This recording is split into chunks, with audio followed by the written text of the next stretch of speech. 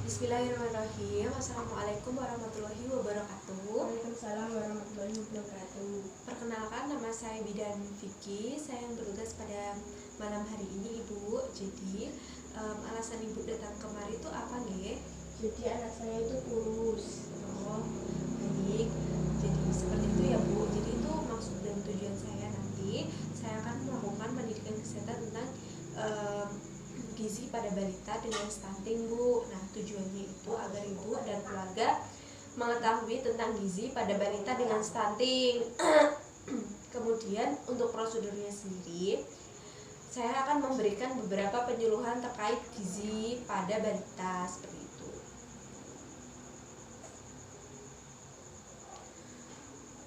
Mohon maaf Ibu, saya sedikit flu ya.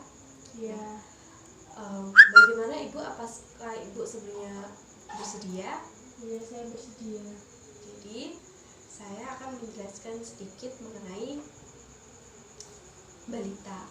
Apa sih itu balita? Jadi itu balita adalah masa seseorang mulai berumur 1 tahun hingga 5 tahun atau lebih sering disebut dengan usia anak di bawah 5 tahun. Nah, masa ini juga dapat dikelompokkan dalam 2 kelompok besar, yaitu anak usia 1-3 tahun atau batita, kemudian anak prasekolah yaitu 3-5 tahun.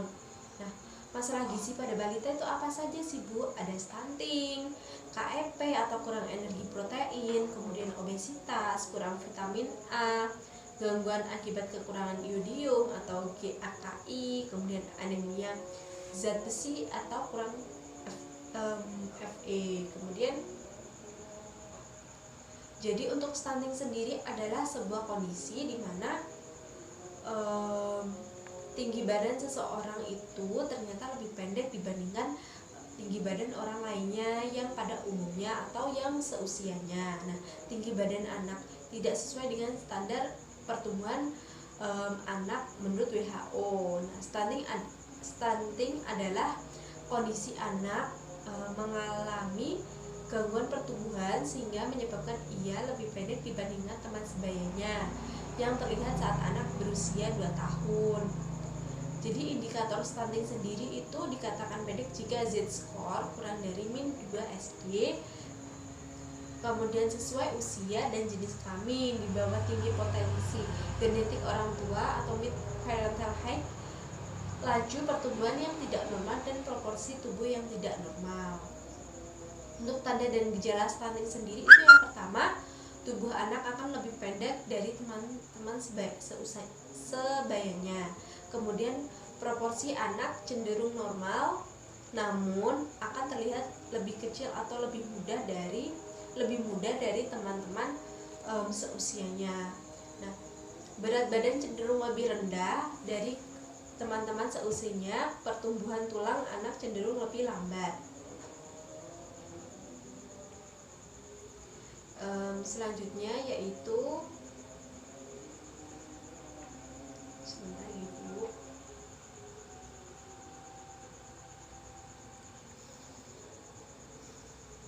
Mohon maaf ya, Bu.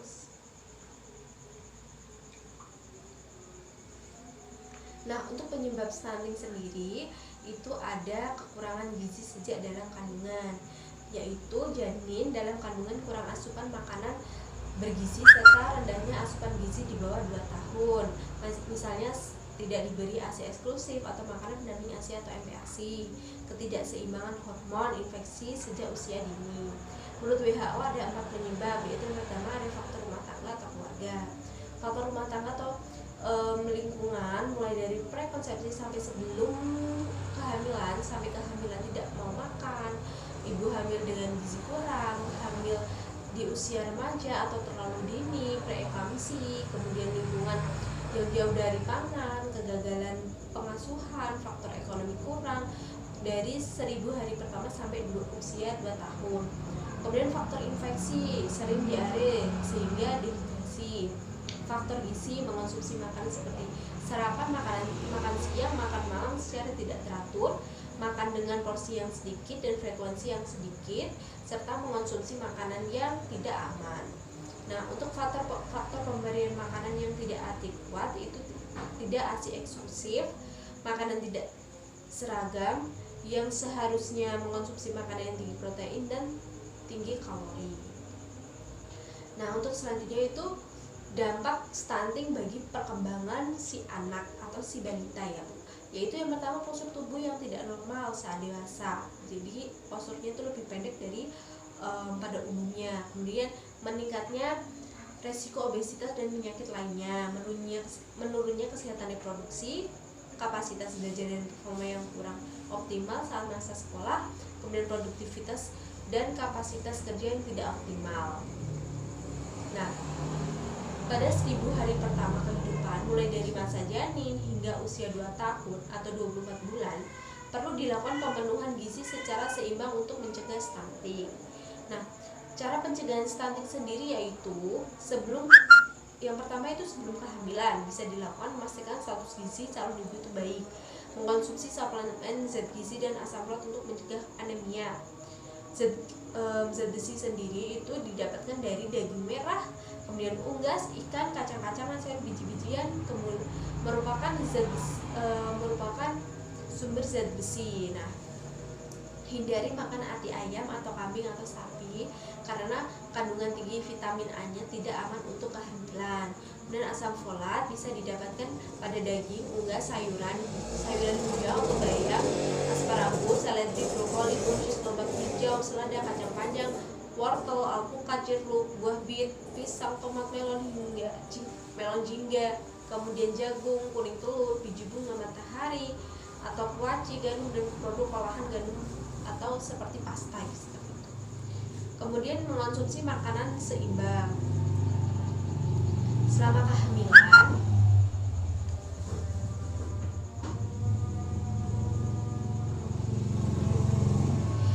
kehamilan, pastikan status gizi ibu tetap baik, mengonsumsi tablet tambah darah untuk mencegah cacat, kemudian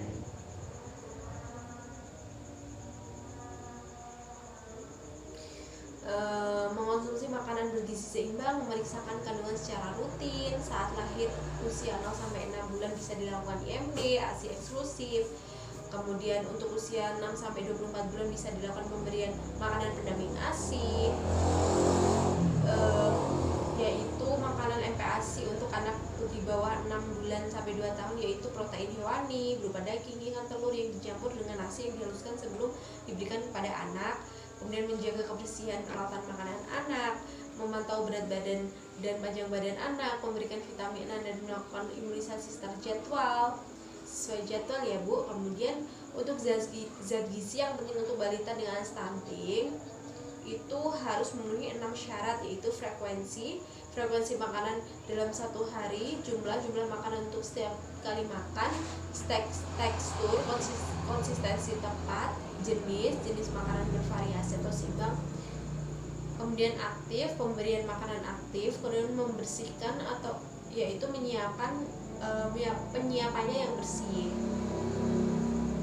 Nah, cara penyusunan menu untuk balita dengan stunting yaitu yang pertama, usia 6-9 bulan bayi diperkenalkan dengan makanan lemak, tekstur makanan berbentuk cair dan lembut, misalnya bubur buah, bubur sayuran, bubur sumsum, bubur susu dan nasi tim sari. Pada masa ini bayi tetap diberi ASI waktu pemberiannya sebelum bayi diberi MPASI. Frekuensi pemberian MPASI pada bayi berusia 6-9 bulan adalah 2-3 kali sehari. Nah, untuk usia 9-12 bulan yaitu pada bayi pada usia ini mulai diperkenalkan dengan MPASI bertekstur lunak atau makanan yang dicincang dan mudah ditelan anak, misalnya bubur nasi tim, bubur kentang, kemudian bubur ayam. Pada usia ini bayi juga dimulai diperkenalkan dengan makanan selingan yang mudah dipegang anak ya Bu.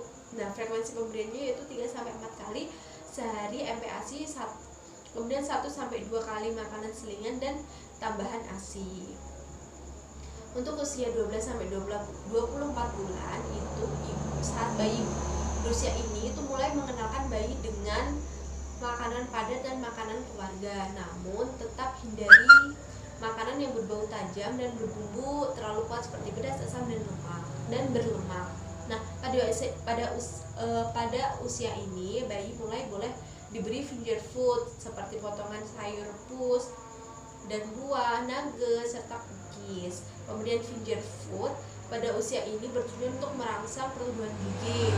Selain itu juga untuk melatih motorik halusnya. Frekuensi pemberian MPASI ini yaitu 3-4 kali sehari, 1-2 kali makan selingan, dan tambahan ASI. Jadi selanjutnya saya akan menjelaskan mengenai PMT.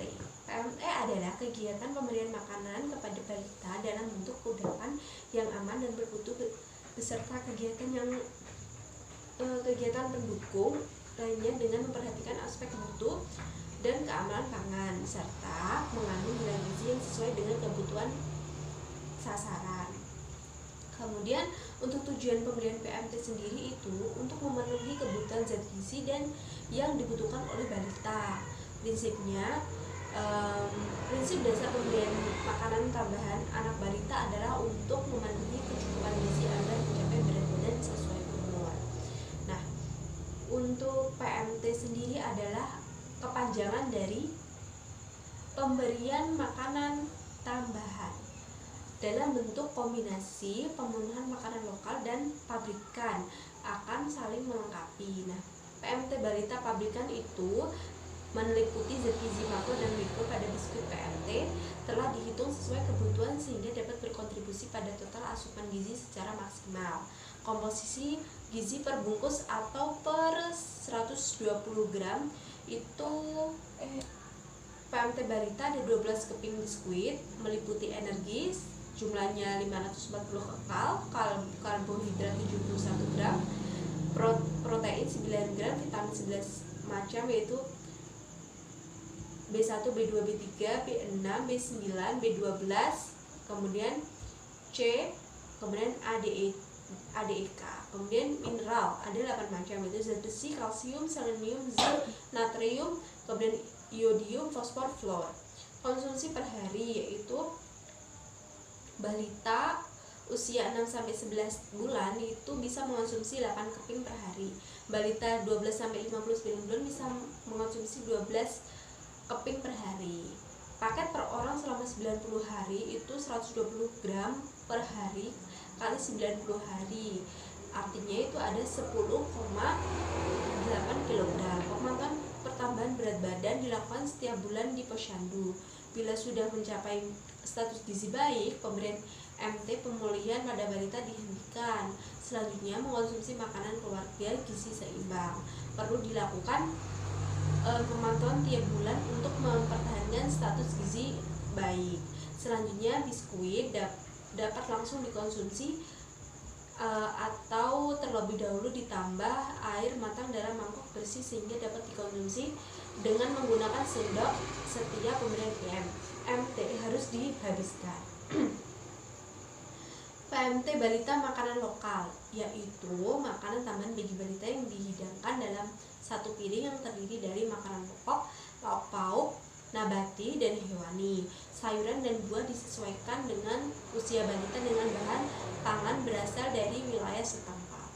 PMT merupakan intervensi untuk peningkatan status gizi balita yang kurang gizi. PMT dapat diinovasikan dari bahan pangan lokal. Untuk contoh bahan pangan lokal untuk balita stunting adalah singkong, daun kelor, ikan lele, tahu, kemudian dan masih banyak lagi. Nah, untuk contoh PMT makanan lokal yang sesuai balita stunting yaitu singkong. Singkong adalah jenis umbi-umbian yang sudah mudah dijumpai di masyarakat dan bernilai gizi tinggi dan harganya cukup terjangkau, Bu. Nah, menurut data komposisi pangan Indonesia, dalam 100 gram singkong mengandung zat gizi yang cukup lengkap berupa energi 144 kalori, protein 12,7 gram, lemak 1,2 gram, kemudian karbohidrat 25,2 gram, serat 10,2 gram, kalsium 165 mg, besi 3,9 mg, dan vitamin C sebesar 220 mg. Menu satu tambahan singkong yaitu tinggi karbohidrat, protein, dan juga serat. Nah, kroket, singkong sebagai camilan dan atau kudapan itu proses pembuatannya itu meliputi pengukusan dan penggorengan. Bahannya wortel, sosis, garam, gula, lada bubuk, bawang merah, dan bawang putih. Isian kroket sendiri itu bawang merah dan bawang putih tumis, wortel, sosis, masukkan garam, gula, lada bubuk, kemudian kukus singkong 30 menit, haluskan, tambahkan tepung terigu, lada, garam, dan aduk secara merata. Pipihkan adonan, masukkan isian bentuk sesuai selera, celupkan ke dalam kocokan telur, gulungkan tepung panir, kemudian goreng sampai kuning keemasan, Bu. Nah, untuk menu kedua ada puding daun kelor muda. Bahannya yaitu daun kelor, agar-agar vanili untuk mengurangi bau daun kelor, santan yang matang, susu bubuk atau susu saset yang dituang terakhir. Pengolahan daun kelor itu yang pertama, 1 genggam daun kelor rebus 3 menit kemudian saring. Kemudian pengolahan daun kelor itu dengan 1 genggam daun kelor direbus selama 3 menit, kemudian disaring. Selanjutnya bisa dengan dua metode di blender atau diulek. Cara pengolahannya yaitu masukkan air, santan, gula pasir secukupnya, agar-agar 1 bungkus, adonan diaduk terus sampai mendidih. Selanjutnya masukkan daun kelor yang sudah di blender, susu 2 saset, dinginkan, taruh di cetakan. Selanjutnya yaitu pesan gizi seimbang untuk anak usia 2-5 tahun. Biasakan makan 3 kali sehari, pagi, siang, dan malam bersama keluarga. Perbanyak mengkonsumsi makanan kayak protein seperti ikan, telur, tempe, susu, dan lain-lain. Kemudian perbanyak mengonsumsi sayuran dan buah-buahan. Batasi mengonsumsi makanan selingan terlalu manis, asin, dan berlemak. Minumlah air putih sesuai kebutuhan. Biasakan bermain bersama dengan melakukan aktivitas fisik setiap hari. Nah, begitulah Penkes yang sudah saya berikan mengenai gizi pada balita yang mengalami stunting. Nah, selanjutnya saya akan bertanya kepada Ibu, untuk masalah pada balita itu apa saja sih, Bu?